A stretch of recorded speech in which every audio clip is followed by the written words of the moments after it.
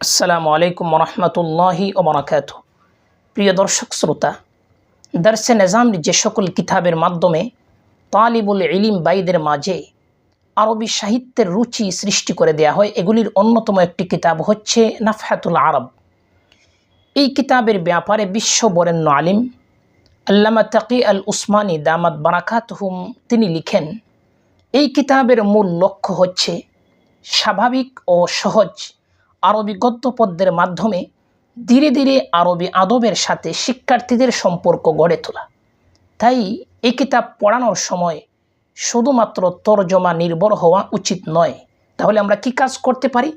এই কিতাব পড়ানোর সময় কয়েকটা কাজ আমরা করতে পারি। এক নাম্বার, যেই পাঠ আমরা পড়াবো অথবা পড়ব, এই পাঠের প্রত্যেকটা একবচন শব্দের বহুবচন বের করব এবং বহুবচন শব্দের একবচন অভিধান থেকে খুঁজে খুঁজে বের করার চেষ্টা করব। 2 নাম্বার কাজ হচ্ছে নতুন শব্দাবলীর ব্যবহারিক ও আবিধানিক অর্থগুলি স্পষ্ট করে দেয়া। এমন অনেক শব্দ আছে যেগুলির ব্যবহারিক অর্থ এক, কিন্তু আবিধানে তার অনেকগুলি অর্থ রয়েছে। মিসাল স্বরূপ আমরা বলতে পারি, যেমন দরাবা একটা শব্দ। এই দরাবার একটা অর্থ হচ্ছে ভ্রমণ করা, আরেকটা অর্থ হচ্ছে প্রহার করা। দরাবার আরেকটা অর্থ হচ্ছে উদাহরণ দেয়া। এছাড়া আরও অনেক অর্থ রয়েছে। তাহলে কোন ব্যবহারে ভ্রমণ করার অর্থে আসে, কোন ব্যবহারে প্রহার করার অর্থে আসে, কোন ব্যবহারে উদাহরণ দেওয়ার অর্থে আসে, বিষয়গুলি একটু ক্লিয়ার করে ছাত্রদেরকে বলে দেয়া। তৃতীয় কাজ হচ্ছে এই কিতাবের যে সকল বাক্যগুলির তারকিব কঠিন, সেগুলির একটু বিশ্লেষণ করে দেয়া। আবারও বলছি, এই কিতাবের প্রত্যেকটা শব্দের তারকিব বলে দেয়া কিতাবের উদ্দেশ্য নয়, বরং প্রত্যেকটা শব্দ বাক্যের তারকিব তালিবুল ইলম ভাইয়েরা নিজেরাই করে আসবেন। শিক্ষক শুধু যে সকল কঠিন তারাকিবগুলি ছাত্র ভাইয়েরা উদ্ঘাটন করতে পারে না, শুধুমাত্র এই সকল তারকিবের প্রতি দৃষ্টি দিবেন। 4 নম্বর কাজ, যেহেতু এই কিতাবের মূল লক্ষ্যই হচ্ছে আরবি বলা ও লিখার সংকোচ ভাব কেটে যাওয়া, এজন্যে আমরা এই আরবি লিখা এবং আরবি বলার দক্ষতা অর্জনের লক্ষ্যে এই কিতাব থেকে আমরা কয়েকটা কাজ করতে পারি। 1 নম্বর কাজ হচ্ছে, যে পাঠ আমরা পড়াবো অথবা পড়ব, এই পাঠ পড়ানোর পরে যিনি উস্তাদ হবেন তিনি ছাত্রদেরকে বলে দিতে পারেন যে তোমরা আজকে যেই পাঠ পড়েছ, এই পাঠ থেকে 10টা অথবা 15টা প্রশ্ন আগামীকালকে নিজের পক্ষ থেকে বানিয়ে লিখে আনবে।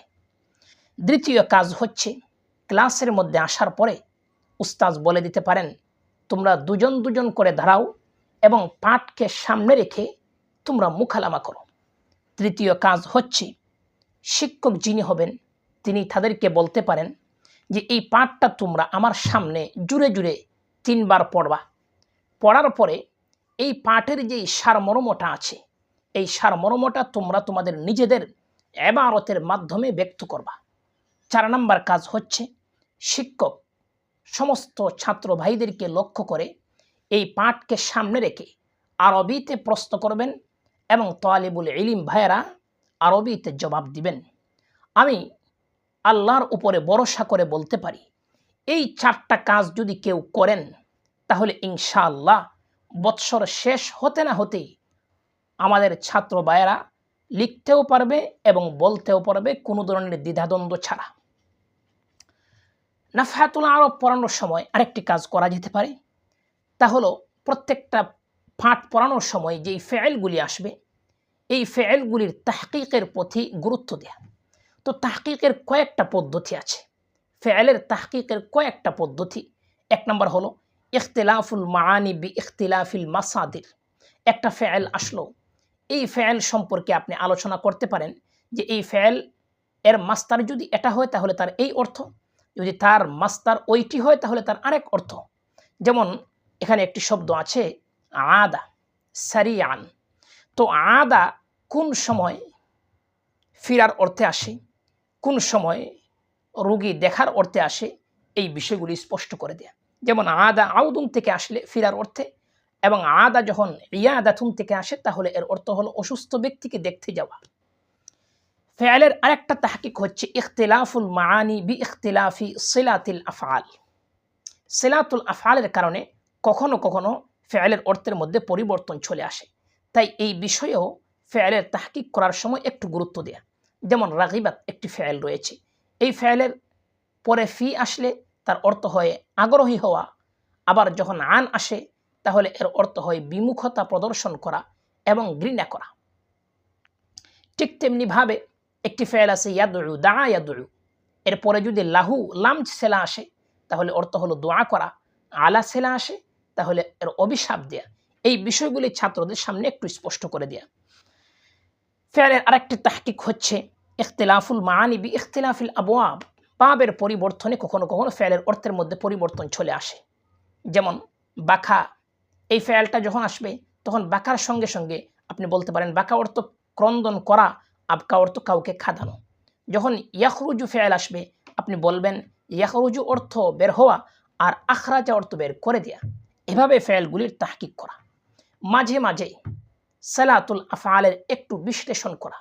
সালাতুল আফআল না জানলে কি হয়, সালাতুল আফআল জানলে কি ফায়দা হয়, এই বিষয়ে মাঝে মাঝে একটু আলাপচারিতা করলে ছাত্ররা সালাতুল আফআল শিকার প্রতি উদ্বুদ্ধ হবে। ঠিক তেমনিভাবে নাফহাতুল আরব পড়ানোর সময় আরেকটি কাজ করা যেতে পারে, তা হলো এই কিতাবের সুন্দর সুন্দর বাক্য শৈলী যেগুলো আছে, মুহাওয়ারা তাবির যেগুলো আছে, এগুলি মুখস্থ করানোর প্রতি একটু গুরুত্ব দেয়া। যেমন বিভিন্ন স্থানে আছে, আমি মিসাল স্বরূপ বলতেছি, ইজতামাউ ইয়াতাশাওয়ারুনা, ফেয়ালের পরে আরেকটি ফেয়াল, প্রথম ফেয়াল থেকে দ্বিতীয় ফেয়ালটি হাল হয়েছে, এই আঙ্গিকে বলা যেতে পারে যে তোমরা কয়েকটি বাক্য তৈরি করো। এমন আরেকটা বাক্য শৈলী, মা হাযা বিরাইন, এটা কোনো ফয়সালা বা সিদ্ধান্তই না। এই আঙ্গিকে আপনি বলতে পারেন যে তুমি এই আঙ্গিকে কয়েকটা বাক্য লিখে আনো অথবা কয়েকটা বাক্য বানাও। হাযা মুহাম্মদ নাইম, এই তো মুহাম্মদ ঘুমন্ত। এই ধরনের বাক্যগুলিকে সামনে রেখে আমরা ছাত্রদেরকে বলতে পারি যে তোমরা এই আঙ্গিকে কয়েকটা বাক্য বানিয়ে নিয়ে আসো। প্রিয় দর্শক শ্রোতা, আমরা জানতে পারলাম যে নাফহাতুল আরব পড়ানোর সঠিক পদ্ধতি নিয়ে। এই নাফহাতুল আরব পড়ানোর আরও বিভিন্ন পদ্ধতি থাকতে পারে। যদি আপনাদের কাছে কোনো সুন্দর পদ্ধতি থেকে থাকে তাহলে কমেন্টে লিখে দিন, ইনশাআল্লাহ আমরা সেখান থেকে শেখার চেষ্টা করব। আল্লাহ আমাদের সকলকে বুঝার তৌফিক দান করুন। ওয়া আখিরু দাওয়ানা আনিল হামদুলিল্লাহি রাব্বিল আলামিন।